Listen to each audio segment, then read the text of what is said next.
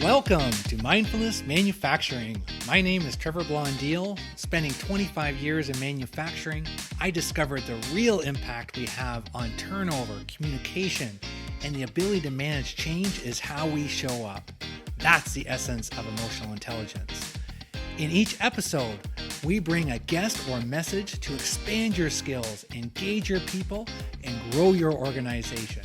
So let's jump in. We continue to hear the talk on manufacturing. We want more manufacturing in Canada and the US. We want to bring in more buildings.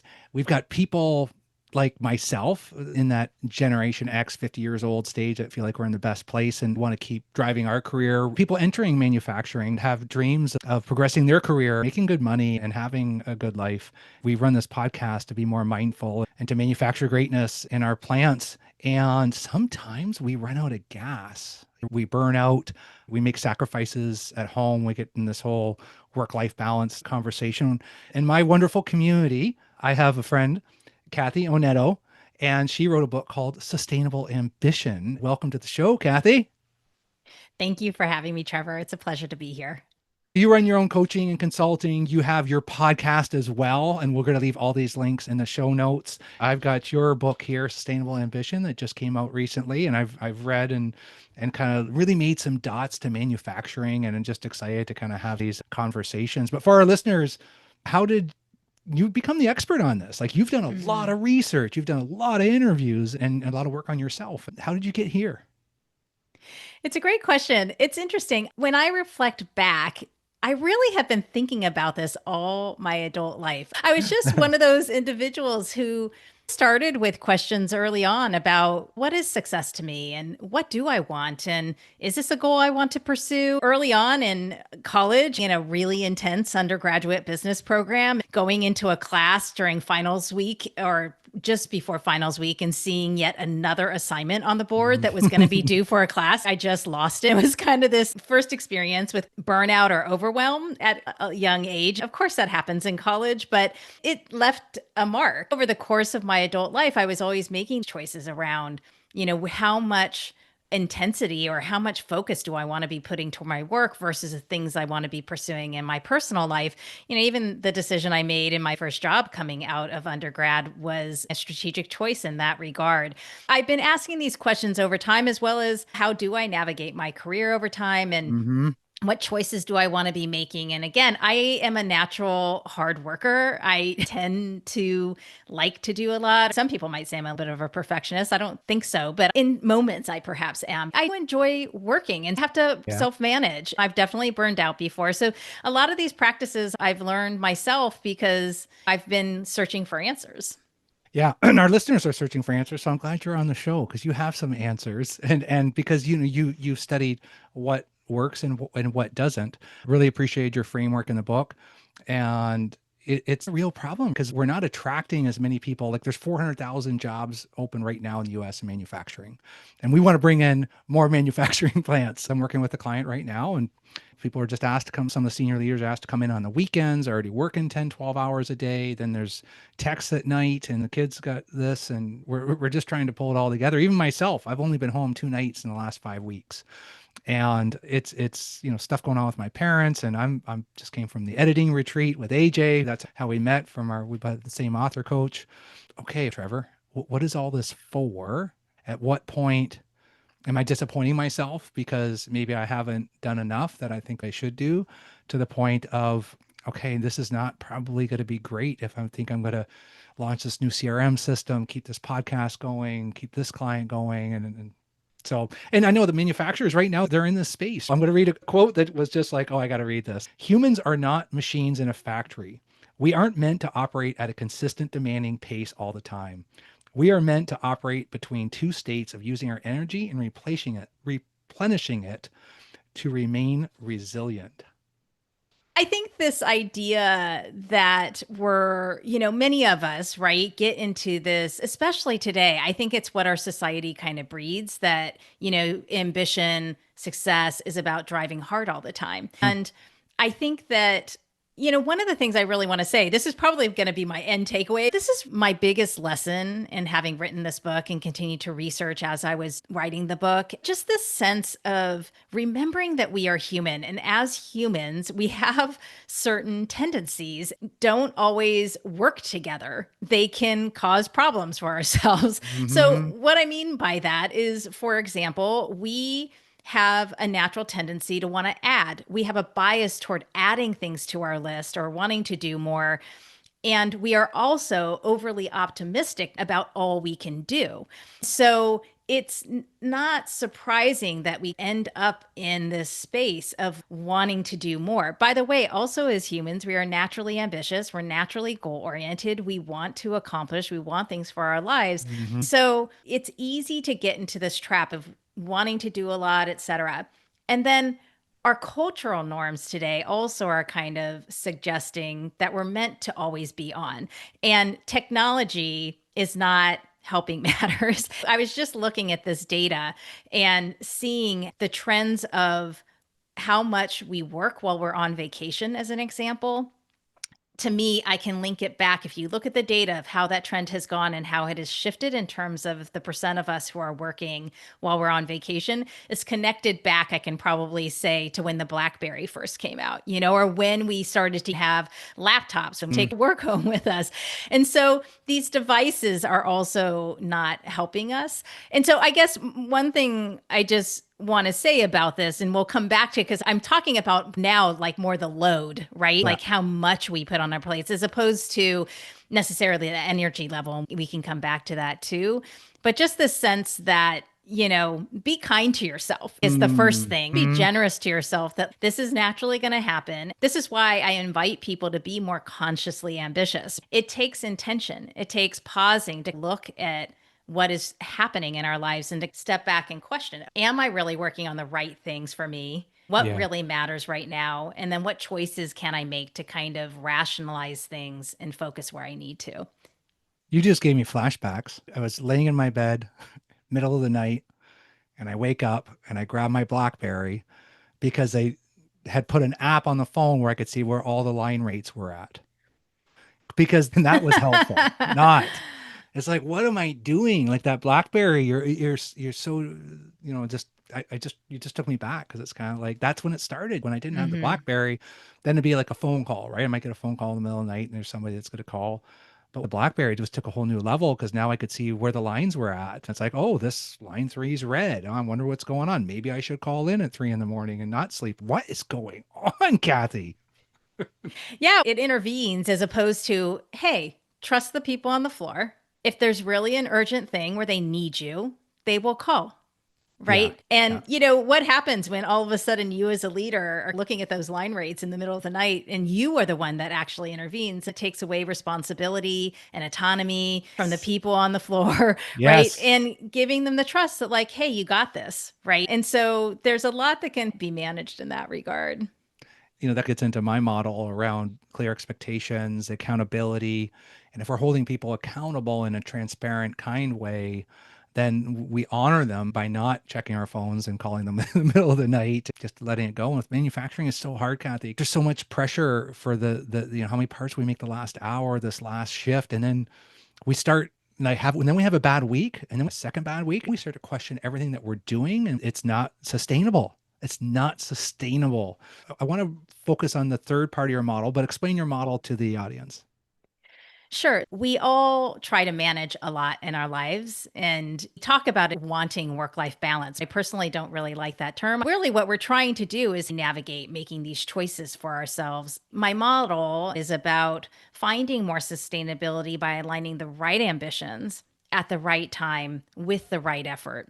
Not meaning there's a right or wrong. It's kind of the Goldilocks kind of. It's really about getting it right for you. Yeah. So, aligning the right ambitions, meaning how are you personally motivated to these goals? Why is it meaningful and motivating to you? Why is this a priority for you now? Why does this matter now? Yeah. And then not treating all of our goals as if they're equal, but really being discerning. Where should I put in the hard work? But then, as you said, going back to that, we're not machines, which do actually have downtime and take breaks to get restored and make sure they're going to Hmm. continue to operate Yes, well. they do. We need downtime, restoration time. Are we being conscious about that and making sure that we can operate at our best as well? Yeah, if we have a preventive maintenance plan, we Hmm. do Hmm. inspections, regular maintenance work. Sometimes we have breakdowns. You It's a have that in perfect life too. analogy to It's so us. good. I talk about athletes in the book as well. This is the reality of it. If you're that intentional about the operating system of a machine and how critical it is to keep that machine operating at that optimal level, apply that to yourself. What is that conscious level of, okay, how do I operate at my best? What do I need to do to keep myself operating well? So with manufacturing, we're 8% less with the Gallup polls on engagement as an industry. Leaders get frustrated because people aren't engaged. So then we put more stress and pressure and even say, you got to come in earlier, you got to come on the weekend, or then just calls at night. The intention is to get more engagement, but what we're actually doing is decreasing ambition. Why would that person want to come in for more time in this plant? What is their purpose, right? Like why did they want to do that? So, and if we can dial it back to like, what is their ambition? And then how does that link to why were they even here? And then what is the outcome that we're wanting? That's where my model of accountability comes in. It's kind of like, okay, what's the measurable activities? And then how do we actually get more ambition out of our teammates in our manufacturing plant, Kathy? It all relates. So I also think about this model and method. I can apply it to organizations. And I think about it as the intersection of strategy, execution, and human sustainability. Are you focused on the right goals? Do you have the right focus? Are you putting in the right level of effort? This method can be applied in that regard too. When you think about the right goals and driving performance, I personally struggle. I'm not an expert on this engagement measure. I just have Yeah. to admit, there's a part of me that really wants to dig into it. When you look at the longitudinal studies, it looks like it vacillates between the 30% range across total industries for decades. Yes. So are we even looking at the right measure? Pew Research, like earlier, last year they had a study that showed that satisfaction with work was about 50%, right? So and I'm saying, let's hope that it would be higher. But to your point about helping people drive that engagement, what I focus on is how do you help connect people to the goals that you have for the organization? How do you make them feel a part of that goal? Whatever Mm-hmm. your purpose is, whatever your overall objectives are, how do you help those individuals feel like they were a part of Mm. contributing to that, right? And so it's not just, I think that when you look at the research, you do drive more performance, more motivation when you connect people, their goals, right, to what the Yeah. overall organization goals are, to what your team goals are, and also that they have individual goals. And I think that if you can help connect those elements, but then also help them Mm-hmm. understand, well, what's my personal motivation in this? So there is something called approach goals versus avoidance goals. And avoidance goals are those things like where you start to punish people for things they might do at work, or things that might go wrong. Oh, you're going to get cited for this if you don't do something.